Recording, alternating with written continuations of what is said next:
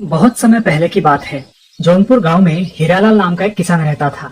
दिन भर अपने खेत में मेहनत करके अपने परिवार की परवरिश करता था। हीरालाल को अंडे बेहद पसंद थे। उसके घर में हमेशा ढेर सारे अंडे रहते थे। उसकी पत्नी आशा उन अंडों से रोज कुछ न कुछ पकवान बनाती रहती। कभी अंडा भुर्जी, कभी ऑमलेट, तो कभी अंडे की सब्जी। हीरालाल का अंडा प्रेम देख के कभी कभी उसकी पत्नी आशा गुस्सा हो जाती। क्यों जी, रोज अंडे खा खा कर आप उब नहीं जाते? मैं तो थक गई हूँ। लोग चिकन, मटन, मच्छी भी खाते हैं, लेकिन आपको हर रोज बस अंडे ही चाहिए।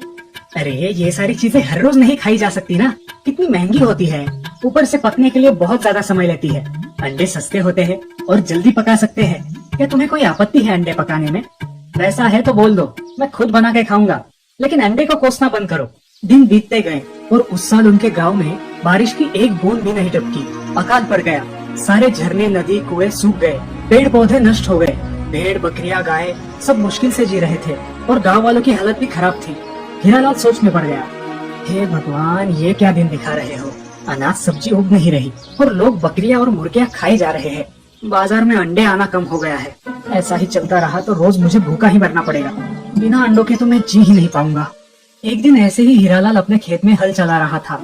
तभी उसका हल जमीन में अटक गया। हल हिल ही नहीं रहा था।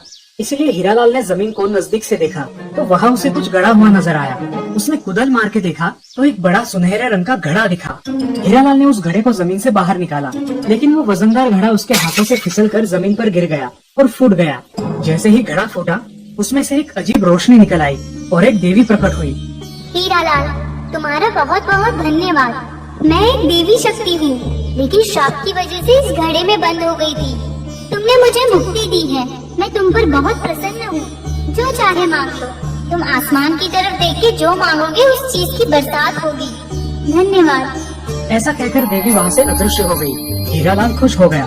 उसने आसमान की ओर देखा और कुछ सोचा, अरे वाह, मैं तो बहुत भाग्यवान हूँ जो मुझे आशीर्वाद मिला है। बहुत दिन हो गए मैंने अंडे नहीं खाए। मेरे लिए अंडों की बारिश हो जाए। कुछ ही क्षण में आसमान से अंडों की बारिश होने लगी। गांव में हर जगह आसमान से अंडे गिरने लगे।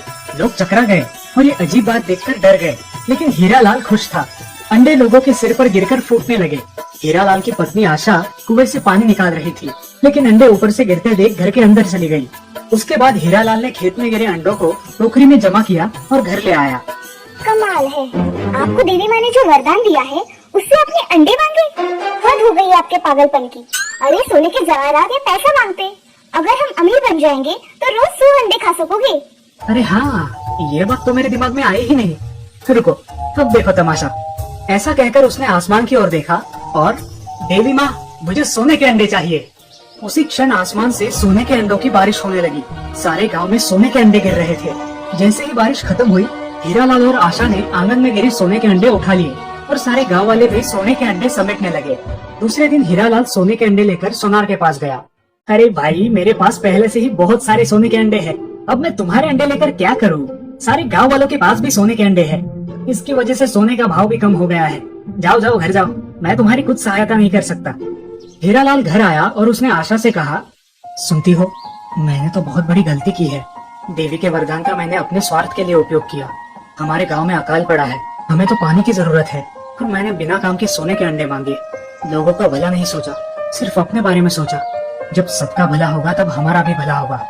ऐसा कहकर उसने आसमान की तरफ देखा और देवी माँ से प्रार्थना की, हे देवी माँ, मैं चाहता हूँ बारिश हो और सारे तालाब और कुएं पानी से भर जाए। कुछ ही क्षणों में जोरदार बारिश शुरू हुई। ये बारिश कुछ दिन बिना रुके चलती रही। सारे नदी नाले पानी से भर गए। पेड़ पौधे खिल उठे। उस इलाके का अकाल खत्म हो गया। खेत लहराने लगे, फसल उगी और सारा गांव खुशहाल हुआ। तो देखा दोस्तों, अगर हमारी सोच अच्छी हो, सबकी भलाई की हो, तो हमारा भी भला होता है। स्वार्थ से सुख नहीं पाया जा सकता।